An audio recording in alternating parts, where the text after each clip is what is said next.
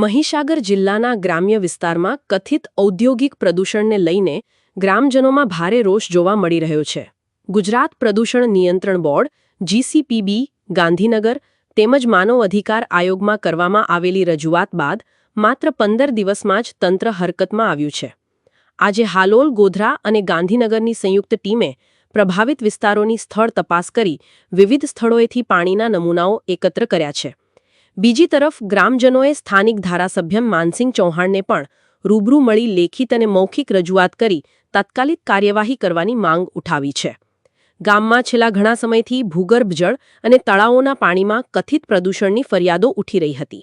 ગ્રામજનોના જણાવ્યા મુજબ કેટલાક કૂવા અને તળાવોના પાણીનો રંગ, ગંધ અને ગુણવત્તામાં ફેરફાર જોવા મળી રહ્યો છે, જેના કારણે ખેતી, પશુપાલન અને પીવાના પાણી અંગે ચિંતા વધી છે. આ મુદ્દે ગ્રામજનોએ ગુજરાત પ્રદૂષણ નિયંત્રણ બોર્ડ GCPB, ગાંધીનગર અને માનવ અધિકાર આયોગમાં લેખિત રજૂઆત કરી હતી. રજૂઆતના માત્ર 15 દિવસમાં આજે તંત્ર દ્વારા સ્થળ પર તપાસ હાથ ધરવામાં આવી. હાલોલ, ગોધરા અને ગાંધીનગરથી આવેલી GCPBની સંયુક્ત ટીમે પ્રભાવિત વિસ્તારોનું નિરીક્ષણ કર્યું. ટીમે અલગ અલગ સ્થળોએ આવેલા કૂવા, તળાવો અને અન્ય જળસ્ત્રોતોમાંથી પાણીના નમૂનાઓ એકત્ર કર્યા. આ તમામ સેમ્પલોને વૈજ્ઞાનિક તપાસ માટે લેબોરેટરીમાં મોકલવામાં આવશે, જેના આધારે પાણીની ગુણવત્તા અને પ્રદૂષણ અંગેનો સત્તાવાર અહેવાલ તૈયાર કરવામાં આવશે. તપાસ દરમિયાન ગ્રામજનોએ અધિકારીઓને સ્થળ પર જ પોતાની સમસ્યાઓથી અવગત કરાવ્યા અને વર્ષોથી ચાલતી ફરિયાદો અંગે પણ માહિતી આપી. બીજી તરફ ગામના આગેવાનો અને ગ્રામજનોએ વિસ્તારના ધારાસભ્ય માનસિંહ ચૌહાણના નિવાસસ્થાને પહોંચી રૂબરૂ મુલાકાત કરી હતી. આ દરમિયાન ધારાસભ્યને લેખિત તેમજ મૌખિક રજૂઆત કરીને સમગ્ર મામલે તાત્કાલિક અને કડક કાર્યવાહી કરવાની માંગ કરવામાં આવી.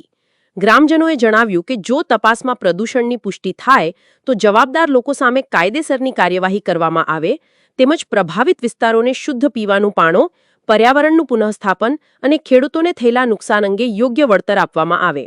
હાલ સમગ્ર વિસ્તારની નજર હવે GCPBની લેબોરેટરી રિપોર્ટ પર છે. રિપોર્ટમાં શું ખુલાસો થાય છે તેના આધારે આગામી દિવસોમાં વધુ કાર્યવાહી થશે કે નહીં તે સ્પષ્ટ થશે. ગ્રામજનોનું કહેવું છે કે માત્ર સેમ્પલ લેવાથી સમસ્યાનો અંત નહીં આવે, પરંતુ દોષિતો સામે કડક કાર્યવાહી થાય અને ભવિષ્યમાં આવું પ્રદૂષણ ફરી ન સર્જાય તેની પણ ખાતરી કરવી જરૂરી છે.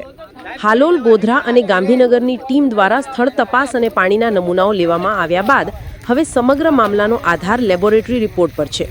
ગ્રામજનોને આશા છે કે આ તપાસ માત્ર ઔપચારિકતા નહીં રહે, પરંતુ જવાબદારો સામે કડક કાર્યવાહી સાથે પ્રભાવિત લોકોને ન્યાય પણ મળશે.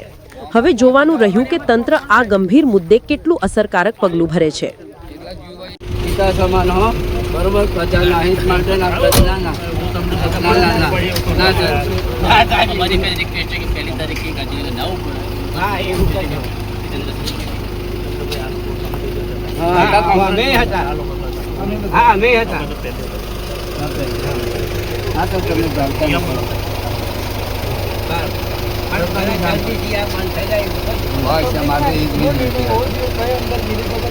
आजीवन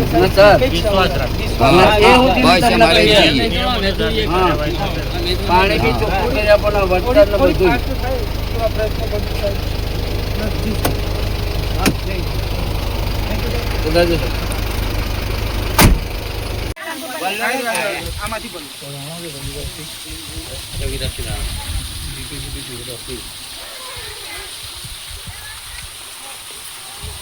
વાઘેલા છે તે દિવસ આ બધા માજીયા છોકરા બધો પછીને કરાયેલા.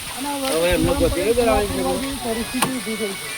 જે પેલા એમને માટી દબાઈ ને તો મોણસથી કૂવા પૂરવાની પરિસ્થિતિ ઊભી થઈ છે. તો સાહેબ 12 મહિના ઉપરથી અમે લાવતા પણ આ વખત તો લાલ છે ને ટક્કર લઈને જોવું જોઈએ. મારું 5 મહિનાથી લાલ થઈ ગયું. દવાનું તો એમાં છોકરાથી તમે બધા સાહેબ તો લઈને આવેલા. અને જો એમને પહેલી તારીખ સુધી કદાચ એનો કોઈ નિવેડો નહીં આવે તો જમીન ઉપર સાથે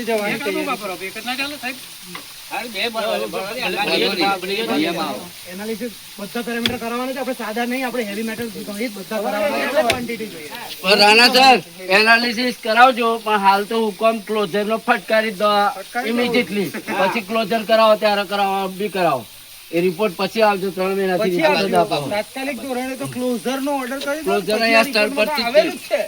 પહેલા Gujarat pollution control board Halol ખાતેથી આપણને આ રિપોર્ટો મળ્યા ત્યારે તો પ્રાંત સાહેબે બંધ કરવાનો હુકમ કરેલો ને, તો આ રિપોર્ટ થોડા બદલાઈ જવાના છે. ખોટું ના લગાડતા. ના સર, આ તો ખાલી કંપનીનો જેમ જમાય હાથવી આ ખોટા રિસ્પોન્સ આલેલા ફરી તમે નાટક કરાવી તમને ચોખ્ખા શબ્દો જાહેરમાં જ આ તમને ચેલેન્જ બરાબર મિલી ભગતથી મિલી ભગતથી થાય છે ને